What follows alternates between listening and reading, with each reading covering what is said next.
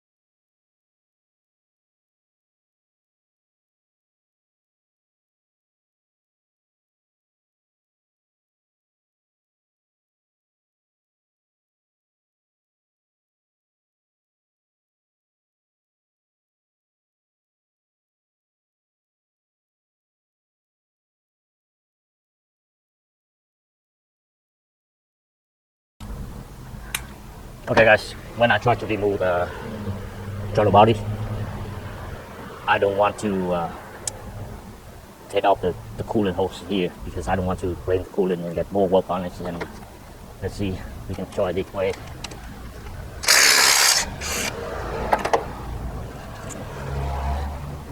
Yeah, hopefully the throttle body is really to remove now. See something here.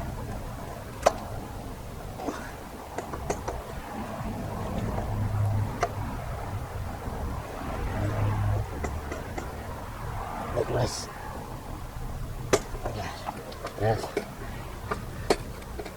Okay guys, on the case we just pay attention on the throttle body only.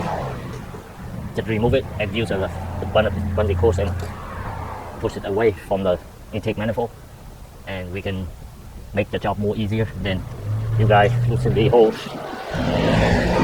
before remove the throttle body. You got more work, you drain the coolant, and after the job done, you have to put the coolant back and breathe into the air inside the coolant, and you have more work for you guys.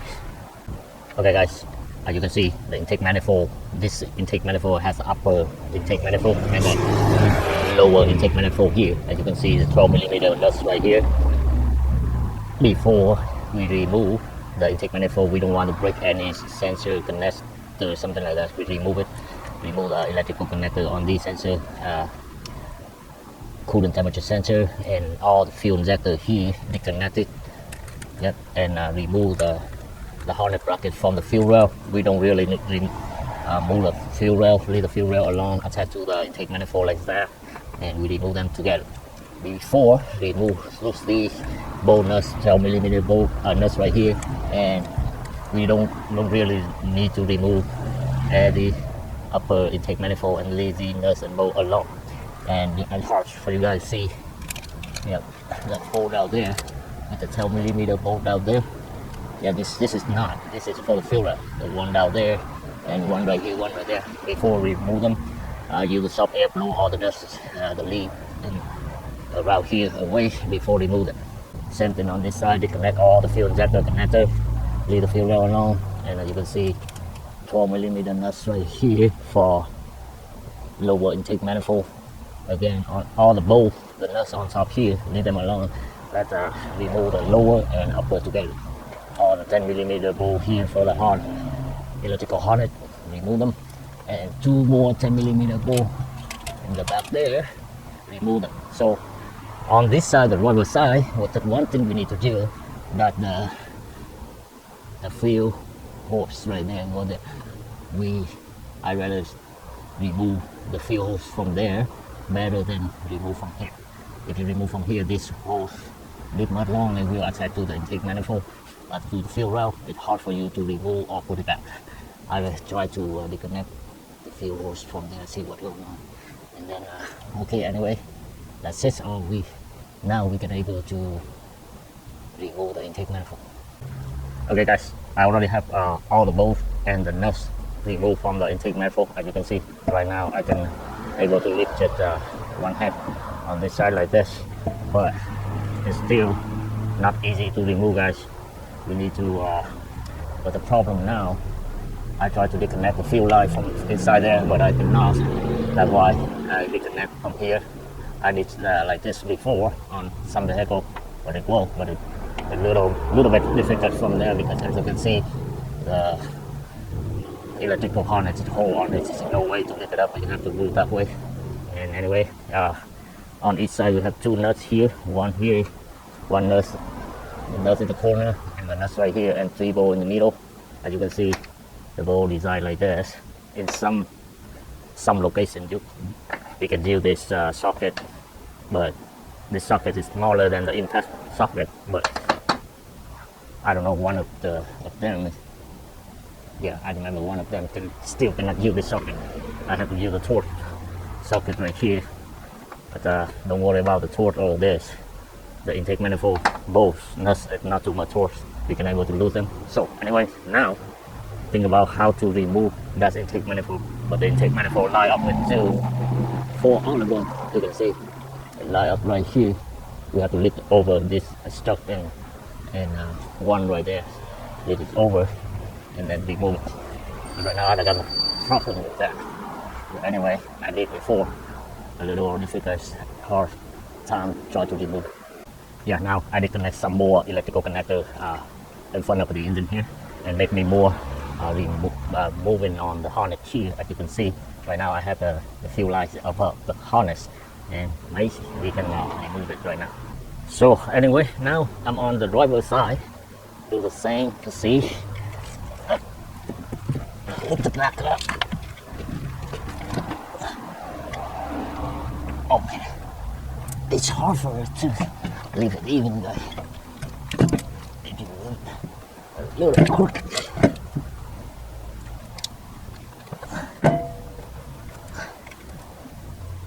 Look like I'm not strong enough. It's too heavy from here.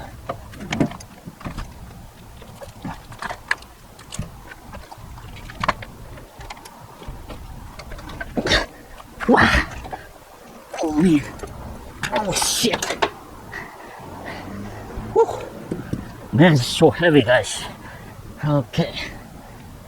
Okay, guys. I have a intake manifold all together, upper and lower, remove, and I put it out here. And after we done replace the starter, install the new one, and then try to clean a little bit on the gasket area, and then put it back in with the new gaskets. As you can see, later remove the gaskets, replace it, install the new one, and make sure you don't rub anything in the hole there, and it will damage the cylinder. So anyway, try to use the rag, something like that, cover the hole. And as you can see, the alternator right here, the starter right here. Yep, we try to we have 3 bolts in here. We should have the flexible head to remove these bolt and nuts. Okay guys, as you can see, I can see one bolt right there, and one right here, and another one somewhere. Hopefully we can turn the racket in the back here. Okay, and let me remove it and see how it works. As you can see, the old starter, I lift it up like that. In this case, I try to remove the starter bolt first before I remove the cable. As you can see, I put the socket there and wait for the ratchet and turn it and loosen it up. As you see, on some connector like this for more than 20 years vehicle, 24-year-old vehicle. When we try to remove and broken, maybe later we use the ziplock or zip tie, something like that. We tied it in. But anyway, as you guys know, that very difficult to remove 3 bolts in the back. One on the passenger side, you guys can able to see, but the one on the driver's side, I put it right here. We just put your hand in there, in the back there, and just feel it no way to see it. But luckily I have the homemade tool right here. This one from the 3/8 1/4 ratchet. It's no good at all, broken, and I use the head and I ride like this for 19 millimeter, just in case some like this. I have to put in the socket like this, short socket or long socket. I can able to use the flex head ratchet like ran like this, or even this ran. You can see it's 19 millimeter. Here 19 to use that, or you can able to use this. Inside the vehicle, inside the engine, the starter fake back like this, and as you can see, this roll from the passenger side, we can able to see from this direction, but this guy from the driver side, I cannot see it, and I have to put my socket this way and feel it and turn it. But anyway, try to hard time to remove the starter better than deal with the cooling system. As you can see on top above the starter, we have the coolant stuff right here, and the wire harness box right here we have to remove. But I hate to remove the coolant system. That's why from the beginning I don't remove this. I didn't remove this whole, just the throttle body lifts out like that and remove the intake manifold. I don't think something else we need to take more on this video. Okay, now I try to remove the cable here and put the new one in, and I try to take the cable first, deal with the harness connector first before take the starter back in place.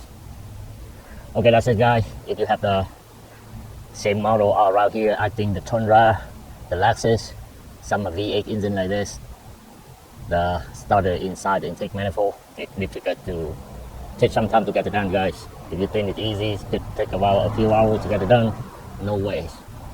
Try slowly, but slowly to get it done. Like I say, this bowl, it took me about 20, 30, 40 minutes to get it out.